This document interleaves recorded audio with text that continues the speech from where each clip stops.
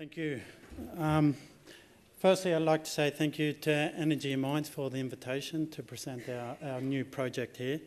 To explain, the reason we're presenting together, Jose and myself, is because Jose knows the technical details of this project, which I don't. So I'll just be outlining the philosophy for why we're doing this now and not earlier in the mine life. Okay.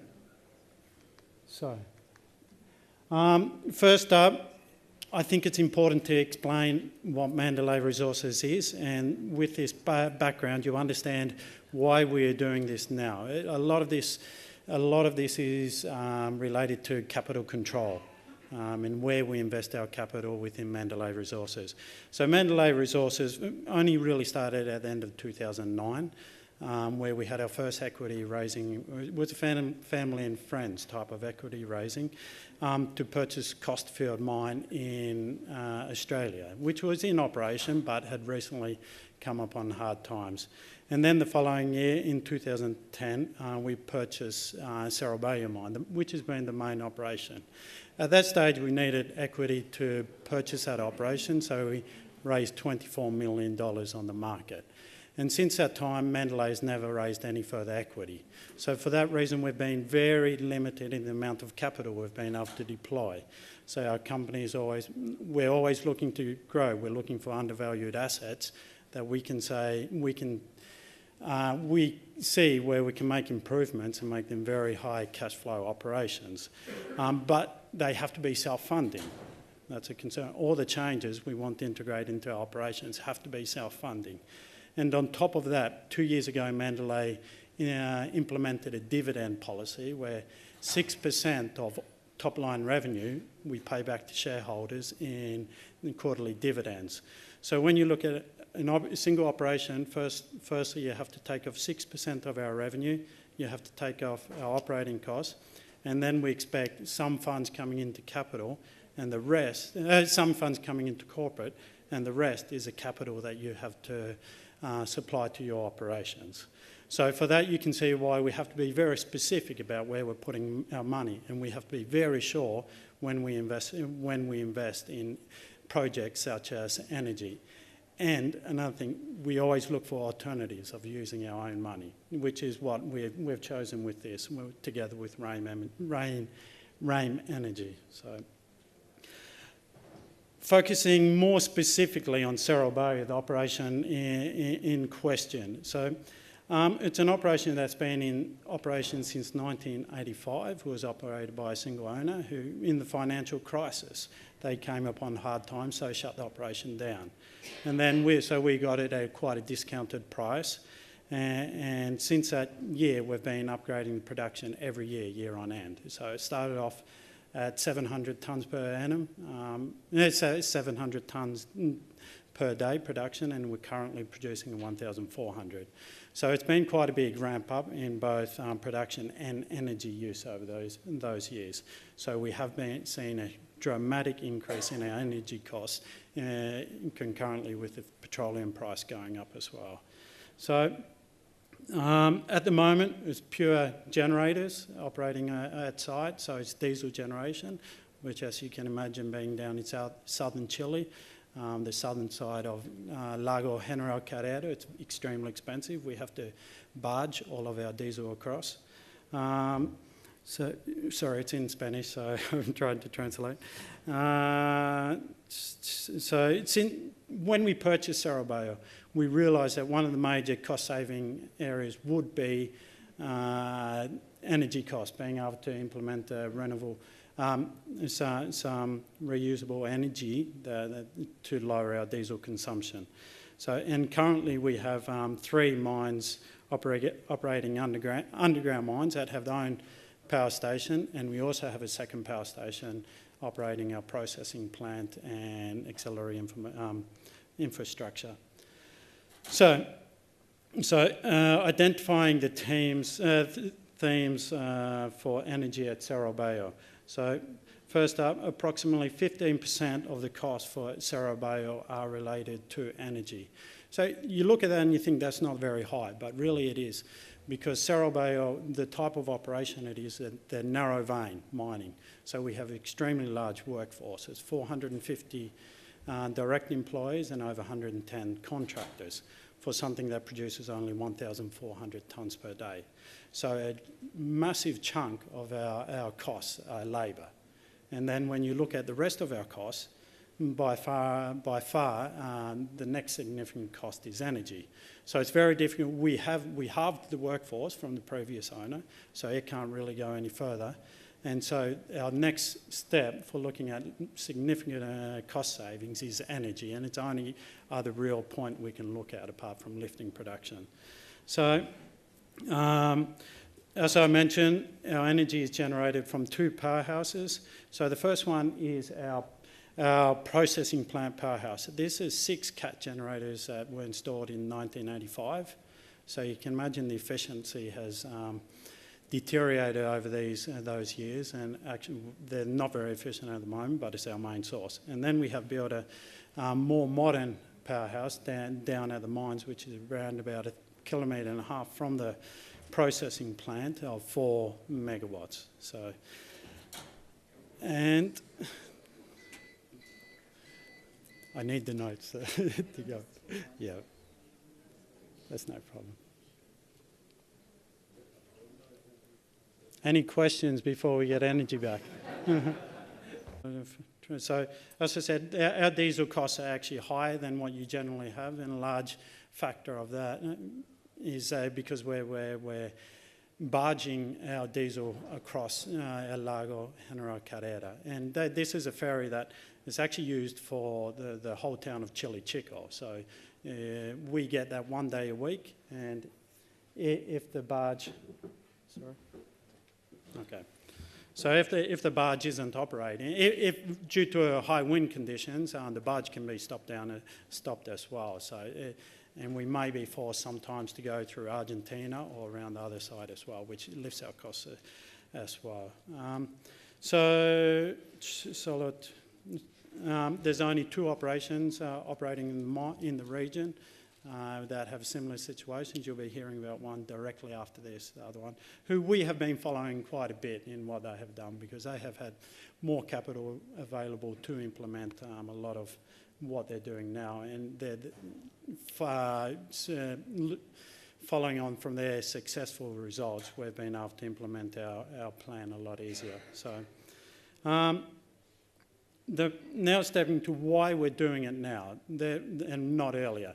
Of course, the first reason was the capital. We have to be very careful about where we deploy our capital. For the first 3 years of operation, we just really didn't have any available, because we were always continually reinvesting our money in exploration. When we purchased Cerro Bayo, it only had 2-year mine life. So we had to continue drilling to be able to get up to the life that we wanted. And what we needed was a mine life that could recover the capital investment within that time frame. So nobody would invest, obviously, a wind generation farm with a 2-year mine life. So our objective, speaking with Rame Energy and several others, you were probably always looking at you'd need a 5-year mine life to be able to do this economically, and that's 5 years after construction. So Cerro Bayo is, and what we're looking at is, at the moment, we're doing it in phases. The first, it's only going to be quite a small plant at the moment, 1.6 to 1.8 megs, and that keeps us, because as you know, the wind generation is quite variable, so we don't want to push it too hard early on as well. And it is open for increasing the amount of turbines we are installing in the future. So this is a graph you can see, which is the life of mine is based on reserves.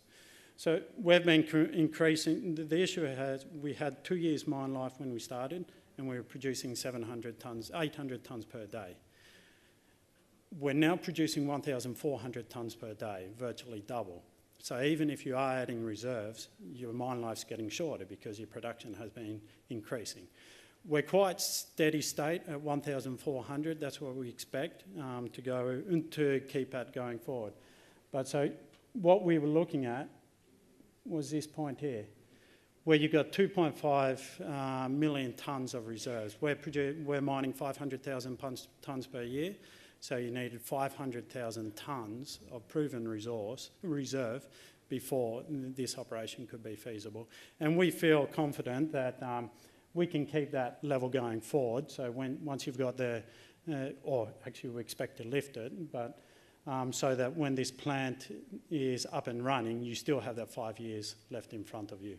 We're not concerned with that. We expect to have at least 10 years in Cerro Bay going forward with the exploration success we've had to date. So the themes related to the financing of this operation. I've spoken a lot about capital investment, and ideally we don't like to spend the capital. We like if somebody else can. So there were two, firstly there were several areas we looked at alternatives for wind. The only real other alternative was hydro, which being in the Isan region you would think is a very feasible option. Unfortunately, we're on the banks of Lago General Carrera, which, as you know, runs out into Rio Baker, which is where Hydro Isan wants to do their project. So water rights are extremely controversial. For the quantity of water you have down there, you just can't get water rights. So the people who currently have the water rights for the rivers running into General Carrera, you're pretty much limited to negotiating with them. So we have spoken to them, but unfortunately you can't, with what we could come up with, we just couldn't get the payback period back to down to 5 years, so that it's worth their while investing with Mandalay to build the plants. If we could get around about 10 years life in front of us, it becomes a very feasible option to integrate the hydro generation with our wind. So the idea was we began speaking to several companies, and the reason we selected Rome at the end of the day, because they had already had success down there. They worked with Altoki and built the wind farm there. And they were very flexible in the financing that they came up with, or that we came up together. So what they've allowed us to do is it's a 5-year high cost wind generation that drops down to virtually half the price of following years. So what that allows Rame Energy to make sure that they can amortise their initial capital investment. We still do have savings within those first 5 years, but it's definitely not the savings that you expect from a wind farm in comparison to a diesel generator. So we're probably only saving a third of it's probably only a third lower than the actual diesel generation. But then going forward, those 5 years going forward, that actually more than halves, the Rame Energy cost more than halves, so it becomes over 60% cheaper, the wind generation as opposed to the diesel. So it's been quite a good financing package that we've come up with, and it works very well for both Rame Energy and ourselves. So in the first 5 years of operations, we're expecting, so we will be having a 12% saving on our total generation, and as I mentioned, 30%, and the wind generation will be 30% cheaper than the actual diesel generation. And then the 5 years, from 5 years going forward, we expect an 18% reduction in our wind generation, just from the wind generation. That's without speaking about the hybrid system we'll be implementing to link up the two current plants that Jose will be touching on. So I can hand it over to Jose now because he knows a lot more about the specifics of the plant. Buenos días. Bueno, un poco para explicar las características de nuestro proyecto. Va a estar compuesto por 3 aerogeneradores tipo modelo Vestas de 600 kilos. Eso se estima que nos esté entregando una capacidad máxima de 1.8 megawatts. La altura de las torres son de 44 metros, el diámetro de las aspas 44.